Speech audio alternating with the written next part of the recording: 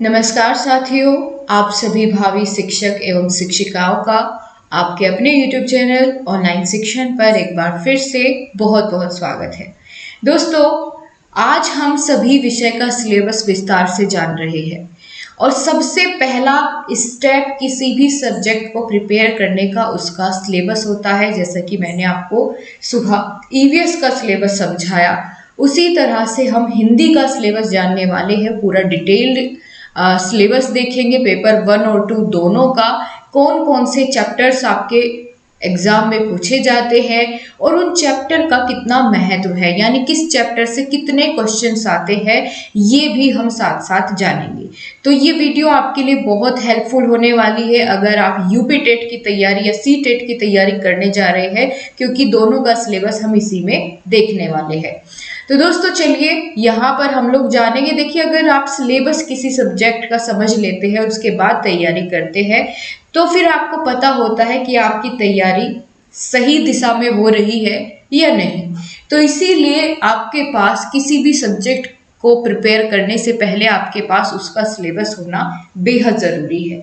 अगर आपके पास ये सिलेबस नहीं है तो आप अपना जिस भी नोटबुक में आप नोट्स बनाएंगे हिंदी के, तो उसके पहले पेज पर आप ये टॉपिक्स मेंशन कर लीजिए और जितने टॉपिक आपके होते चले जाए उन पर फिर राइट का मार्क लगाते हुए चले, ताकि आपको एक सेटिस्फेक्शन भी मिले और साथ साथ पता चले कि भाई यहाँ मेरे इतने सारे टॉपिक्स मैं कवर कर चुका हूँ, मुझे अब कौन कौन से टॉपिक ऐसे हैं जिनको अभी और तैयार करना है।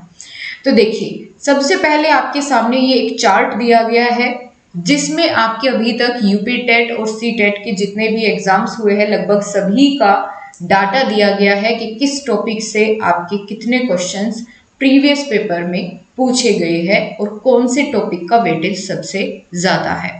ठीक है, तो हम शुरुआत बिल्कुल वहीं से करेंगे, जिस टॉपिक को सबसे ज़्यादा पूछा जाता है वहीं से शुरुआत करेंगे। तो पहला टॉपिक आपका इसमें आता है, आप फ़ोन को रोटेट करके रखिएगा ताकि आप देख पाए। इसको मैं जूम कर लेती हूँ थोड़ा सा और, ताकि आपको ये अच्छे से क्लियर हो पाए। आई होप अब आपको बहुत सही से ये दिख रहा होगा। तो सबसे पहला यहाँ पर आप देखेंगे, सबसे पहला चैप्टर है हिंदी वर्णमाला। हिंदी वर्णमाला का आपका सी टेट में कोई क्वेश्चन यहाँ नहीं पूछा गया है, क्योंकि सी टेट में आपका गद्यांश वगैरह ये सब चीज़ें आ जाती है और फिर बाकी बची पेडागोजी होती है। लेकिन यूपी टेट में यहाँ से हर एक ईयर में क्वेश्चन बना है और 2 से 3 एवरेज रहा है आपका, 2 से 3 नंबर का क्वेश्चन हमेशा आता ही आता है। ये बहुत इंपॉर्टेंट चैप्टर आपके लिए हो जाता है वर्णमाला, और हम कल से हिंदी वर्णमाला से ही शुरुआत करेंगे कल की क्लास की, और बेहद आसान तरीके से मैं आपको समझाऊंगी। आपको नोट्स बनाने में भी बेहद आसानी होगी और बोर्ड पर आपकी क्लास मैं लूँगी हिंदी की, तो बहुत अच्छे से आपको कोशिश करूँगी सभी चीज़ें एक्सप्लेन करने की। तो पहला चैप्टर है हमारा हिंदी वर्णमाला। आप देख पा रहे हैं हर एक ईयर में यहाँ से 2, 1 या 3 क्वेश्चन लगातार पूछे जा रहे हैं, और बिल्कुल इस टॉपिक की अपने आप में अहमियत बढ़ती जा रही है, क्योंकि आप देखेंगे 2020 में, 2018 में फिर क्या होता है, इनकी संख्या बढ़ाई गई क्वेश्चंस की वर्णमाला से, फिर 3-3 क्वेश्चन आने लगे। पहले 2 या 1 का चल रहा था, यहाँ पर फिर 3 क्वेश्चन आने लगे पिछले 2 सालों से। आगे हम बात करेंगे तो सेकंड चैप्टर आपका यहाँ है वाक्य रचना, विराम चिन्ह एवं वर्तनी शुद्धि। वर्तनी से भी आपके कई सारे क्वेश्चन यहाँ देखने को मिल जाते हैं। इन तीनों चैप्टर से 2 से 3 क्वेश्चन आपको मिल जाएंगे देखने के लिए आपके यूपी टेट के एग्जाम में। सी टेट में यहाँ से क्वेश्चन नहीं पूछा गया है अभी तक, तो इसीलिए यूपी टेट के लिए ये इंपॉर्टेंट है। वाक्य रचना करना भी सीखेंगे, विराम चिन्ह, कौन सा विराम चिन्ह कहाँ प्रयोग होता है, बहुत अच्छे तरीके से इसको भी हम सीखेंगे। फिर उसके बाद दोस्तों जो एक सबसे ज़्यादा वेटेज रखता है, लगभग सबसे ज़्यादा वेटेज रखता है, या दूसरे नंबर पर आप इसको कह सकते हैं, ये है आपके विलोम शब्द, पर्यायवाची, अनेकार्थक शब्द, तुकारांत या अतुकांत शब्द। ठीक है, इसके साथ तत्सम, तद्भव, देशज, विदेशज।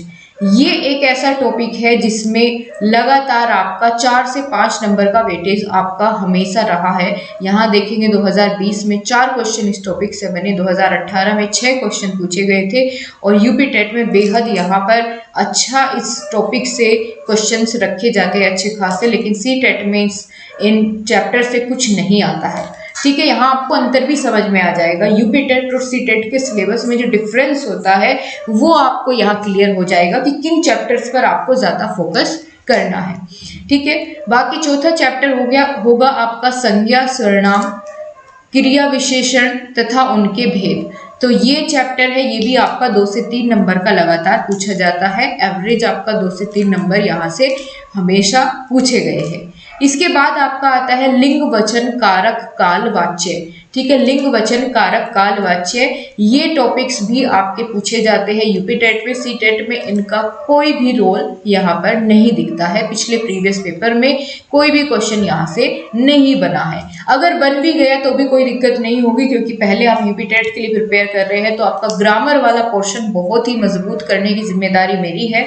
तो आपका सी टेट में अगर पूछा भी गया तो फिर आप अपने आप ही उसको सोल्व कर ले जाएंगे। और सुपर टेट के लिए तो आपकी बेहद नींव होती है यूपी टेट, सुपर टेट के लिए, क्योंकि अगर आप यूपी टेट में अच्छे से स्कोर कर लेते हैं और अच्छे से सभी चीज़ों को समझकर पढ़ लेते हैं, तो फिर आपकी जो मेहनत सुपर टेट में लगने वाली है वो लगभग आधी रह जाती है, आधा आप यहीं से कवर कर चुके होते हैं। और हिंदी को हम सारा बहुत बढ़िया तरीके से कवर करेंगे, आपका रिवीजन रह जाएगा। सुपर टेट का जब आपका एग्जाम होगा, उठा के अपने नोट्स पे एक बार रिवीजन कर लेना, बहुत बढ़िया आपका स्कोर रहेगा।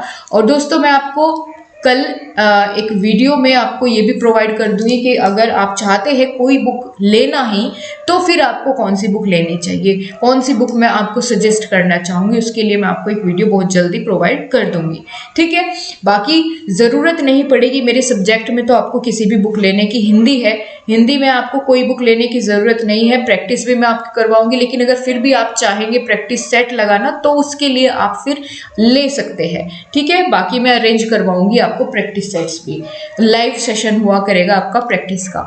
तो इस तरह से आपको देखिए हिंदी में कोई बुक लेने की ज़रूरत नहीं है, क्योंकि जो भी नोट्स आपको दिए जाएंगे वो बहुत ही बेस्ट होंगे और सफिशिएंट होंगे आपके, बहुत बढ़िया तरीके से।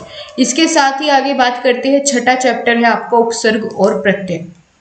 उपसर्ग और प्रत्यय यहाँ से भी आपका लगभग 1-2 क्वेश्चन आ ही जाता है, सी टेट में इसका कोई रोल नहीं है।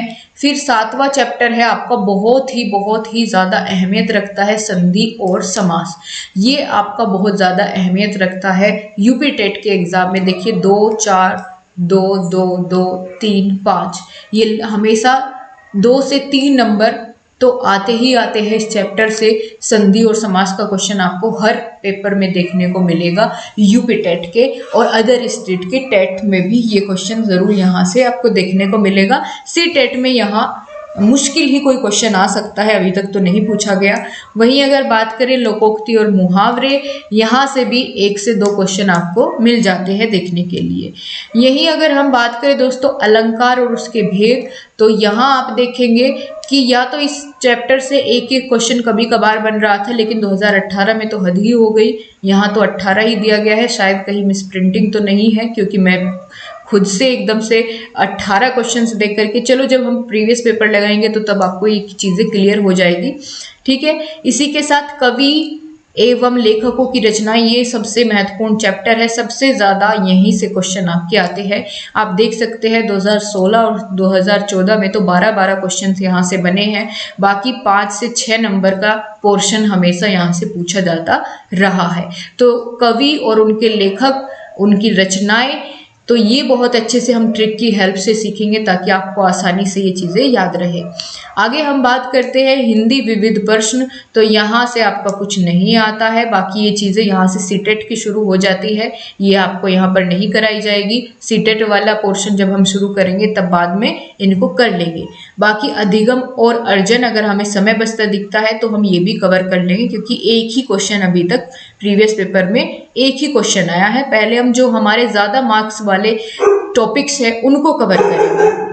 बाकी जो आपका हिंदी का यूपी टेट का सिलेबस था वो यहीं तक था। ये 10 टॉपिक्स आप कह सकते हैं। वैसे तो इसमें काफ़ी सारे टॉपिक्स हो गए, जैसे लिंग, वचन, कारक, काल, ये सब एक जगह पर इन्होंने दे दिए हैं, लेकिन यहीं तक आपका लगभग सारा सिलेबस रह जाता है। इसके बाद एक आध क्वेश्चन जैसे इन टॉपिक्स से बन जाते हैं, भाषा कौशल, ठीक है, अनुच्छेद, अपठित अनुच्छेद से क्वेश्चन आए हैं आपके प्रीवियस पेपर में यहाँ पिछले 3 सालों में, ठीक है। भाषा शिक्षण के विविध प्रश्न, तो यहाँ से भी 1-2 क्वेश्चन बन जाता है। बाकी यहाँ तक आपके 27 लगभग 27 नंबर का जो आपका पेपर है वो आप इतने टॉपिक से बहुत आसानी से क्लियर कर लेंगे, ठीक है। 27 से 28 नंबर का जो पोर्शन है वो आप इतने में कवर कर ले जाएंगे अगर आप इतने टॉपिक कर लेते हैं बहुत अच्छे तरीके से, जितना आपको कराया जाएगा क्लास में, ठीक है दोस्तों। और जो भी टॉपिक्स मैं आपको कराऊंगी, अगर आपके पास पहले से ही कोई बुक है, ऐसा तो नहीं हो सकता कि भैया आपने कोई बुक ना ली हो कभी भी, ठीक है। मान के चलिए हिंदी की बुक है, आपने DLED या B.Ed जो भी किया है, तब भी तो आपके पास कोई बुक होगी, उससे प्रैक्टिस लगा लीजिए, आपको ज़रूरत नहीं है अलग से बुक लेने की। लेकिन अगर फिर भी आपके मन में ये उत्सुकता है कि कोई तो बुक हो मैम, कोई तो बताइए ऐसी, तो उसके बारे में भी मैं आपको बात कर लूँगी, ठीक है। एक शॉर्ट वीडियो में जल्दी से उसके बारे में मैं आपको डिस्कस कर लूँगी, ठीक है। तो अपना ये सिलेबस आप लोग अपनी नोटबुक में, जहाँ भी आप नोट्स बनाएंगे, हिंदी के बहुत अच्छे से नोट्स बनाएंगे, ये आपकी बहुत हेल्प करेंगे, ठीक है। सारा पेपर इसमें से फंसने वाला है क्योंकि हम उसी हिसाब से अपने टॉपिक्स को डिज़ाइन करेंगे ताकि आपके पेपर में चीज़ें एज इट इज़ मिले, ठीक है दोस्तों। तो यहीं पर इस वीडियो को मैं यहाँ पर ख़त्म करूँगी। इसी के साथ आप सभी को बहुत बहुत धन्यवाद।